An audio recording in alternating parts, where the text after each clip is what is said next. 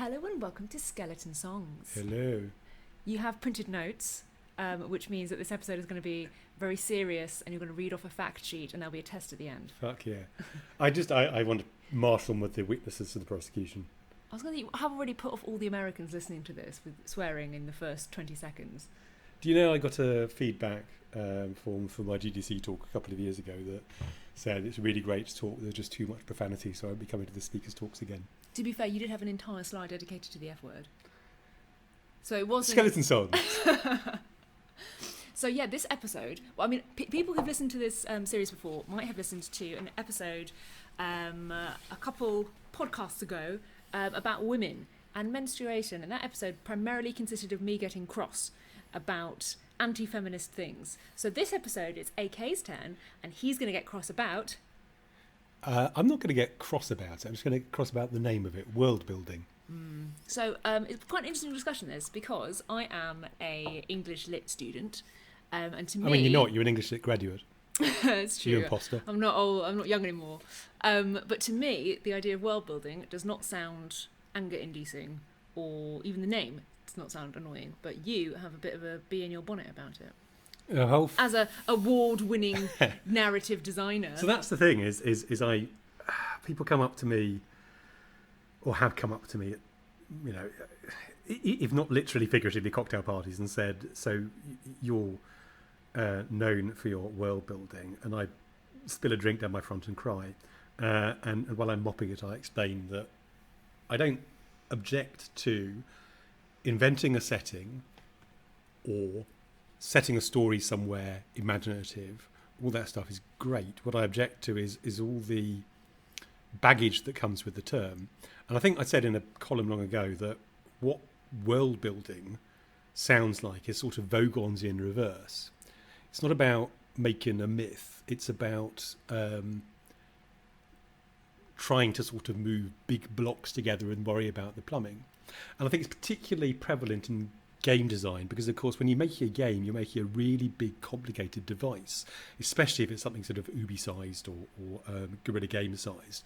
You need a world. You need to make sure the world's the right shape, and it's got the right geometry, and it's got the right entities in it spawning in the right way, and all the physics interact. It's very rules-based. So you need to think about how to develop the world and build the world, and you think about the writers who come in and, you know, essentially put a layer of plaster over the top of it, and then you sell novels based on the setting and people pay them out. But it's well, let me put it this way: there's a gent who wrote about what he called secondary creation, which will give the game away to a bunch of folks straight away. It's Tolkien.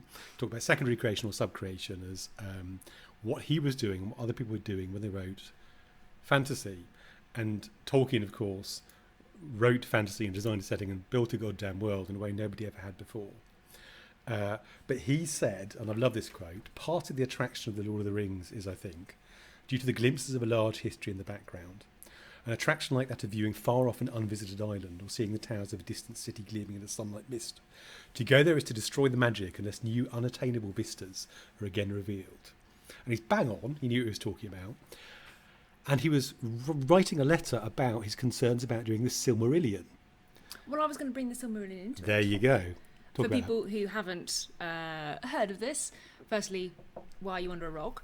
But mostly the Lord of the Rings is the kind of narrative story side of it that is basically user-facing and user-friendly. And the Silmarillion, as far as I understand, is a sort of complicated backstories and rules and linealogies and genealogies that explain a lot of the relationships and a lot more of the kind of world that isn't necessarily relevant to the actual plot, but is interesting if you're interested in the world more generally. So the summary I've heard of it is for super Tolkien nerds, fantastic source material, but to your average layman reader, really boring. And it didn't ever enjoy anything like the success of Rings. I can't remember if it was published in the end before or after Tolkien's death. Certainly it was filled out with unpublished material. But Tolkien did not sit down to build a world because he was making a project. He sat down to, famously, started out by inventing languages. But even before that, when he was a kid, he was drawing maps and he was sketching stories, which later developed into Lord of the Rings out of the pure joy of creation. And somehow the idea has evolved from this English lit nerd a century ago. Anglo-Saxon lit nerd to you. Anglo-Saxon lit nerd. Well, more about that in a moment, actually.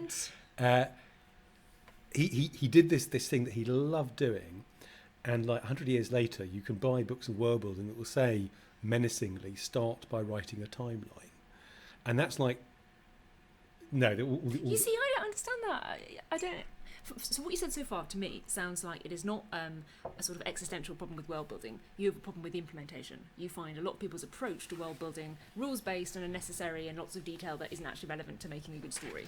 So why is a timeline a bad place to start? Okay. So first of all, names as a writer, I'm biased, but they're important. What's the most delicious food I make?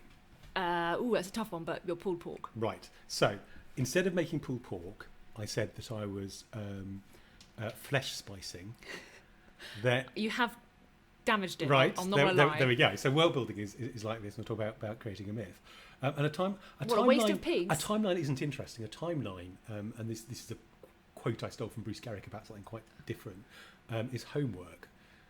If you're given a story, you read it and you go, "Coo gosh." If you're given a timeline, you think, "Oh, there are going to be questions on this." And when we get to Act 2, there might be a sort of multiple choice thing where if I don't know that King Boo took over from Queen Far, then I'm going to lose some experience But points. isn't the timeline the sort of backbone of the narrative's work? It's not meant to be presented as the reader as the final thing. Absolutely. It's meant to underpin the coherency of the story. But if you're Frank Gehry and you're building the Guggenheim in Bilbao, I bet he didn't start out by planning the toilets. I bet before they started building it, they needed to work out the fucking timeline. And sure, if you are building a big multi-person IP, then you're going to need to sit down and work out what happened when and why. But that's not what makes the world interesting. All worlds, once they get sufficiently complicated, all fictional worlds have timelines, or real ones will do, because, time and space. And if you start out with a timeline, then you start out by making it like everything else. And the whole point about Tolkien, the reason Tolkien is so successful and so memorable and had such an impact, is he was doing something that people hadn't done before. So trying to re-synthesize what Tolkien did is missing the point. It's like people who want endless Batman content when what people really want is not necessarily... So I'm not being rude about Batman for once. What people really want is content that made them feel like Batman did when they first came across this dark ancient of the night. That's interesting, because I know that so you are a writer, a creative director, and a CEO, right? All of which I think you have done well, primarily because, well, you're naturally talented, but because you always go top down. So your thing about being a CEO has been to teach everyone to long for the sea and have a clear strategy for a company. Your idea as a creative director has been to have a very clear set of themes that everything leads towards. So I know when you made Sun of the Sea, every bit of the story that was written by multiple different people, you kept saying, there has to be some sort of reference to the main core themes of the game, which then results in this very coherent feeling thing, which didn't start off with a timeline. I told everyone that there needed to be some reference to home or its absence in every story. Exactly, and what's really nice about that, and when you talk about the Tolkien thing of, it's about giving people that vista of this distant land and the mountains and the what might be, rather than saying, here's all the detail. That's your approach with your writing as well. So you're saying that rather than building it up from minutiae, the thing is to start at the top of the mountain, see what the feeling is that you want to evoke. Is that fair at all? You give me a face and I can't tell. It is, except I think it's... just because I know that theme is very important to you. It is, but I think... So every writer works differently, okay? But lots of writers work in... Listeners, he is giving me a face. I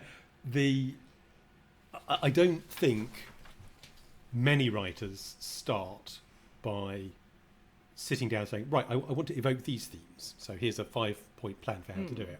What you start out with is an itch in your soul, a creative itch that makes you want to write a certain kind of story or do a certain kind of thing. In Tolkien's case, in A Hole in the Ground there lived a hobbit, or what he said was that all human stories are ultimately about death. Did he? Yes, he did. And he said that God. if elves have human stories the same way that we have fairy stories, our fairy stories are all about the escape from death, and their human stories would all about being the escape from deathlessness. Yeah. But he's a goth, isn't he? He described a particular work in a couple of ways. He said it was about a man at war with a hostile world and his inevitable overthrow in time. And he also described it as being like a work that was as if somebody had found an inheritance of stones in a field they owned, and they'd built a tower out of those stones, so that the tower had a roots back into the past. I know what this is. I suspected you might. It's a famous essay. It is about that D&D book you like. This is the episode where you get cross, not me. Ladies and gentlemen, he is clearly referring to Beowulf, one of the greatest bits of literature ever written that AK hasn't read. So he beats it up every time he can to make everyone think that he has read it. When I was 9, I read the abridged version that was adapted by Roger Lansing Green. Yeah. When the dragon came, did he? And the big man had a fight. Yeah, well, I know the plot now. It's all just, And it's all about the plot, isn't it? Yes, he has 3 fights. I think our next game should be 10 words to say, fights, woman has library, you find a fish. There you go. See how well that does. It's boss battles. Anyway, Tolkien thought it was more than boss battles. And I guess he wasn't totally stupid, was he? But he and this famous essay that I thought you probably know about it somehow. He objected to a lot of the things that have been said about Beowulf over the last however many hundred years. And one of the things he objected to was that a lot of literary critics, stop me if this sounds familiar, poo-pooed it for having monsters in. They thought, it's a serious work on serious themes. So why did they put these dragons and things in? It's rubbish. And he disagreed with that. You'd be amazed to hear. But he said that one of the problems of the Beowulf is that it's picked apart and looked at as the sum of its sources rather than as the... Some of its sources. This is the inheritance of stones thing. So the unknown poet builds this tower in the field. He builds his Beowulf out of Germanic myths and folk tales and Christian beliefs and poetic traditions. So it's his work, but it also relies on everything else. And then all the scholars come in, they swarm over the tower. Gotcha. And they tear it to pieces looking for hidden inscriptions on the stones. And he says, myth is alive at once and in all its parts and dies before it can be dissected. So if you're world building rather than myth making, then what you're building is here's an analogy. A human being is composed of a lot of different trace elements. A lot of this is water, some of this is potassium, and so on. If you dump water, carbon, potassium, and what all in a bucket, you make a and golem. give it a gold stir, then a human does not step out of it. No, that's true. That is true. I mean, I'm quite conflicted about that, really, because of course he's right. But on the other hand, my degree is in literary criticism, so I feel like there is a place and there is something interesting that can come out of dissecting something with a particular lens. Because if someone said, just talk to me about Beowulf, I could talk about it, but I wouldn't be able to have a particular focus in detail, unearth anything that you couldn't get from reading the text itself. But I understand from his point of view as somebody who was creating a world and was actually writing and evincing this experience, the last thing you want is some idiot to come along and say, well, I think the way that you've treated, the women in the context of how you were writing and is not really the But point. I mean, Tolkien was himself a critic, obviously, and he wasn't against critics. He was just against a particular sort of non-synthesizing approach, as I understand it. And I think that's the problem with world building is as an approach and as a term, is you want to start out with... it encourages people, I should say, to start out by building up a series of bricks, and then you get something that looks like all the other things that are built out of bricks. And again, I really want to say this here, because I'm sure there are people listening who've worked on big AAA games. The kind of things you can do when you are an Oxford Don working in the 1930s on your passion project on your own, or a couple of indie creators sitting in a London flat putting together a game about a library. The constraints you're under are very, very different from the constraints you're when you're working in an IP that is the product of literally thousands of minds working together.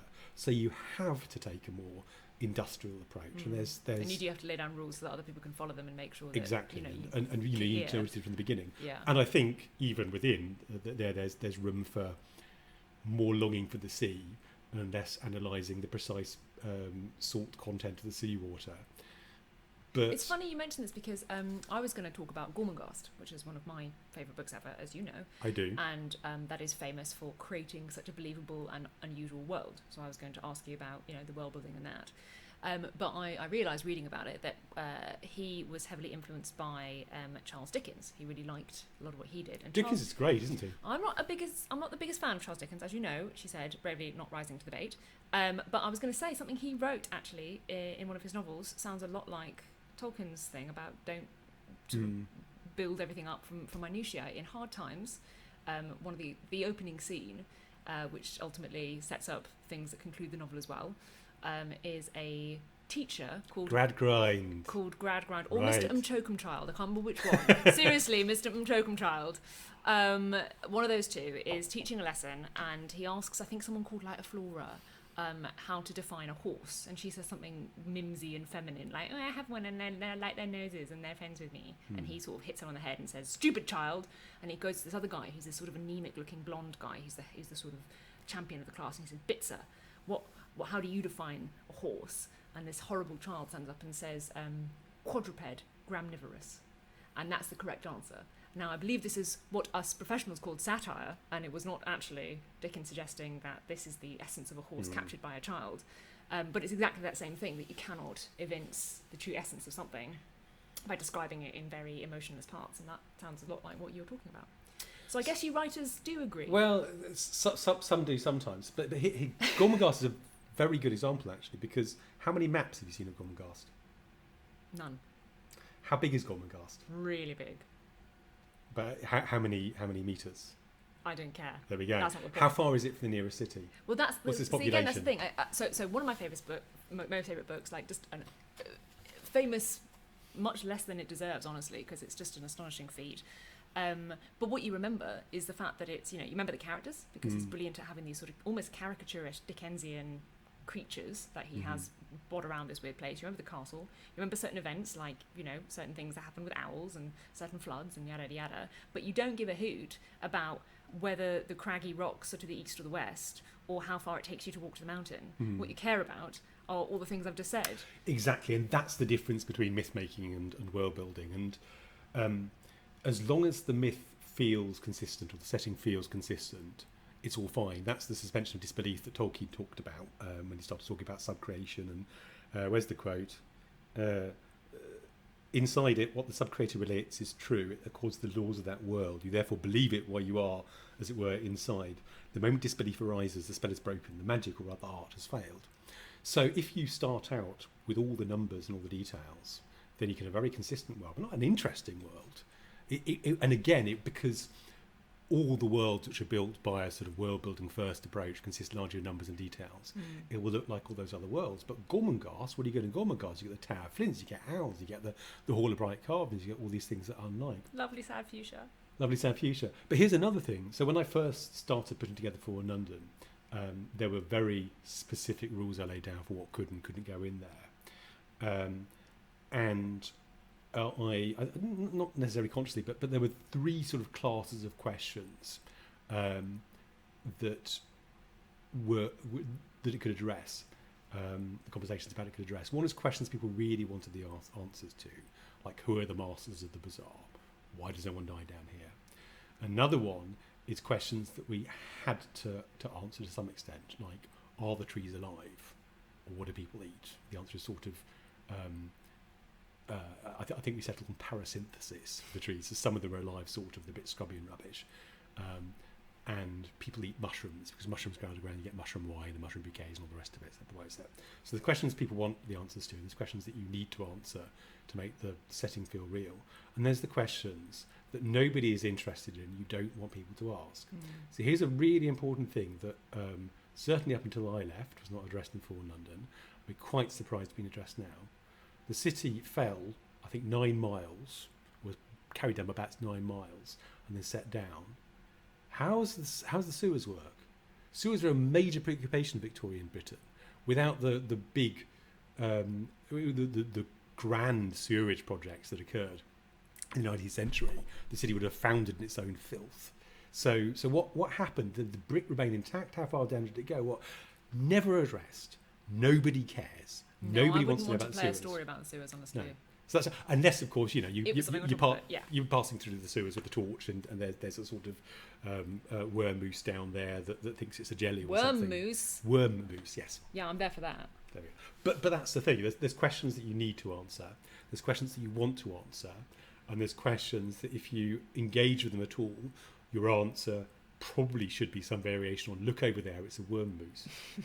Well, that's good because we actually got someone tweeting at us earlier this week. He said, "I've created a Twitter account simply to ask you this," and it was some complicated question about did the egg come from the black flax before or after the intercalate occurred, something like that. And that is exactly the sort of thing you're asking, right? Because of for people who don't know what the hell I've just said, these are referencing ancient pseudo-gods in Culture Simulator that you have created an entire pantheon and myth around, but you haven't ever sat down and said, here is the true word of the hours, and here's everything that they did. Not everything. So, but go on. I'm going to row back from that. No. I was just saying it's interesting because that sort of question that we were asked is not. It's something that I know that we don't answer as a studio because firstly, we want to maintain mystery, and a lot of the fun of Culture Simulator is connecting the dots yourself. So if we connect it for people, it's not fun. You get that immediate kind of boost of knowledge, but then you lose interest, and that's the anathema to the whole project. But also, I mean, I certainly don't know the answer because you haven't written down a Bible of everything that occurred. I obviously know there is some deep lore that obviously does cohere and does have a narrative that we don't talk about openly. But yeah, I think it's just what you're saying. So it is, but the thing is, I don't want to push too far in the direction of just making it all up as you go along, because people can tell. Yes. And this is another favourite. Yes, they can. Hobby horse is especially in the age of the internet. You know, you might have got away with it in the 1970s, but in an age when Reddit has put together the answers for the deep plot of Westworld. Long before it's revealed. I love the Reddit Westworld forums. But that's the thing, you know, if the clues are there and they're fair clues, people work it out. Yeah. So one of the answers is to make things mysteries rather than puzzles. There's not necessarily one answer as much as a set of answers. But I, as you know, I love David Lynch, and you don't because somebody extracted a piece of your heart with a fish hook when you were young.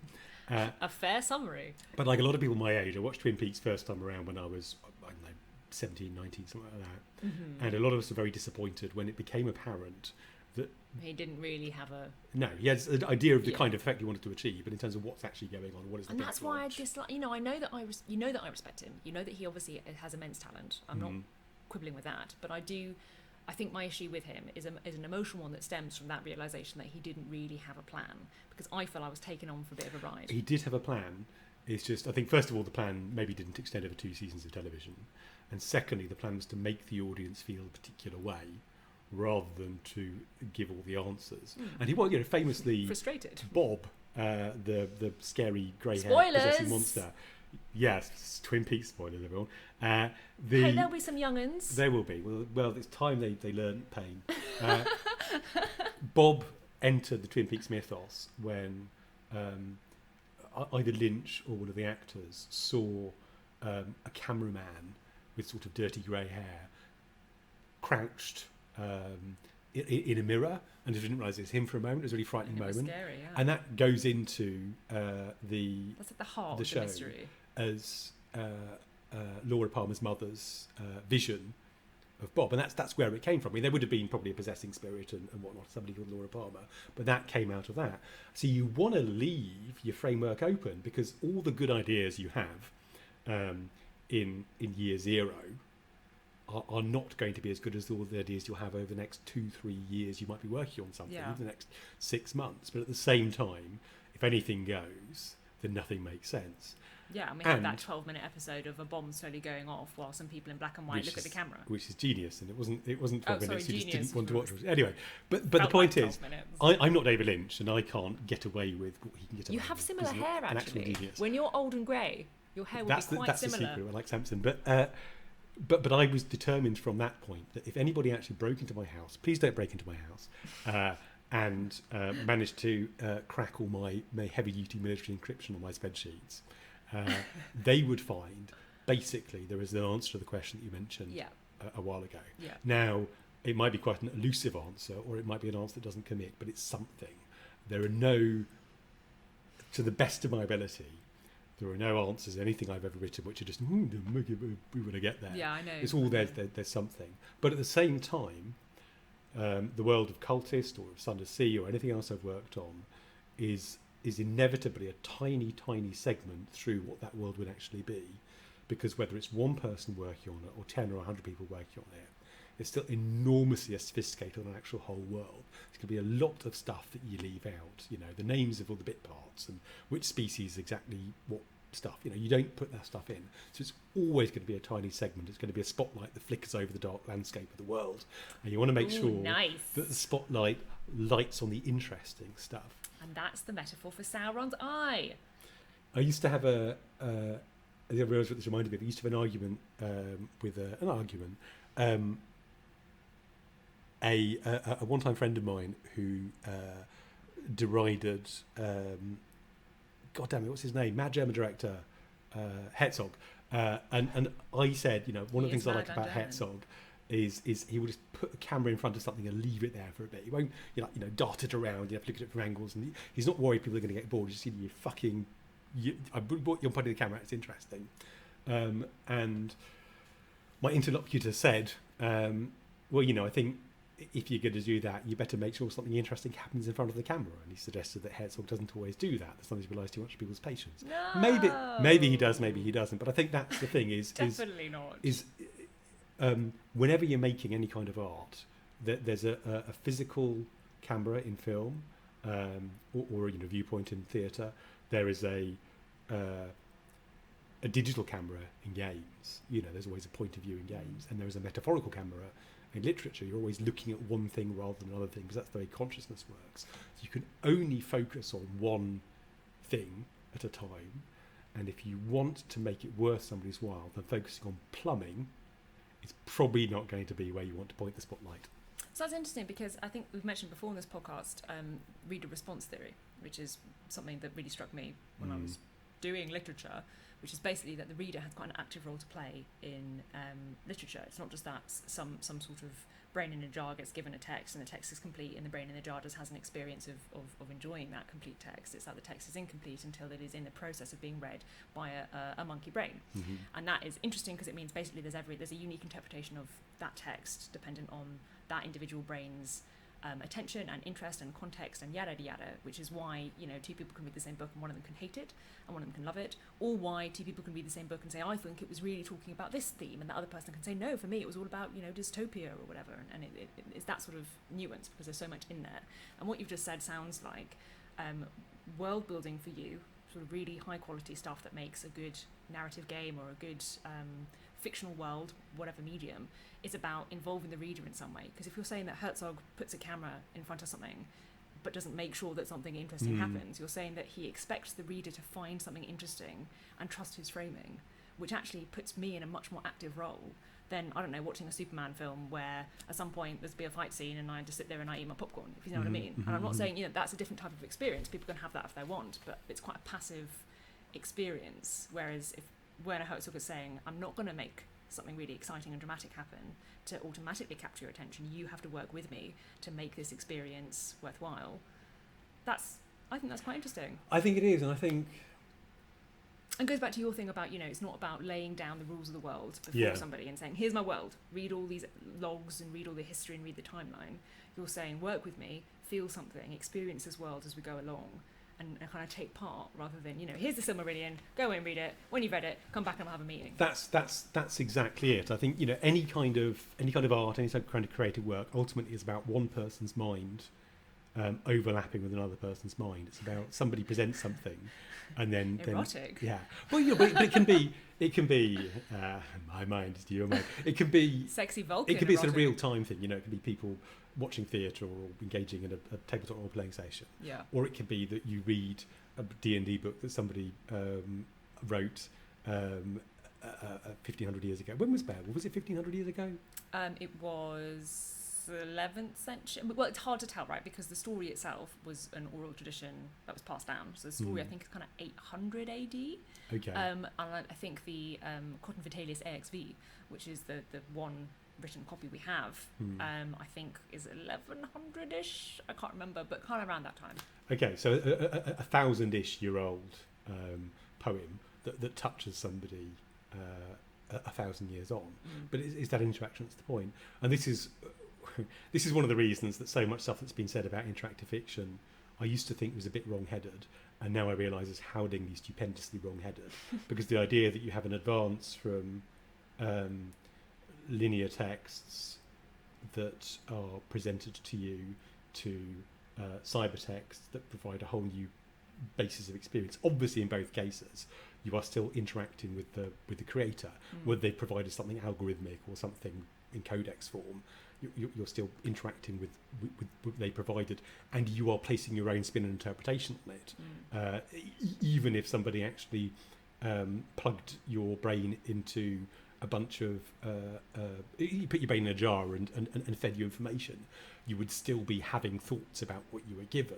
Your experience would still be different for other people because you did different memories. Anyway, so the when I'm not feeling glum, and I don't think art is just an excuse for people who can't do heavy lifting to get money for food. Don't take that away from me. Then I think art is the thoughts of human beings touching the thoughts of other human beings in a way that wouldn't be possible otherwise. And so reducing it to worldbuilding is a bit of a shame. Well, I thought you were going to get crosser and funnier about that, but actually you said something quite profound. Yeah, I care. Thank you. Well, we live, but I care too much about this to get cross about it, I guess, is the answer. And I don't want to tell people you're wrong to want to do a world building. I just want to tell people you don't need to start with a timeline. You just need to make sure that, if you invented a bunch of kings or presidents or mythologies or whatever, at some point you need to make sure they don't all crash into each other. But ultimately, the itch that makes people want to do something that manifests as myth making or setting design or world building or story writing is the itch that all of us feel when we sit down when we're 8 and we start drawing a map. And the itch that we connect with somebody who opens the book and sees the map on the first page and thinks, "Oh, I wonder what's there, and I wonder why we'll get there, and I wonder how that works out." So that creative act and response is lovely, and I'd like to see more of it in the world and fewer toilets. Sponsored by Weather Factory. Well, I'm quite moved by that, honestly. I think I should say something funny, but I think that's just nice, and we should leave it there, really. Could you get another Tolkien quote? I mean, you don't want to have an out of context Tolkien quote. Doesn't that ruin? Vivisection. There you go. You can't just. That word isn't a quote. Out of context quote. Have a spooky day.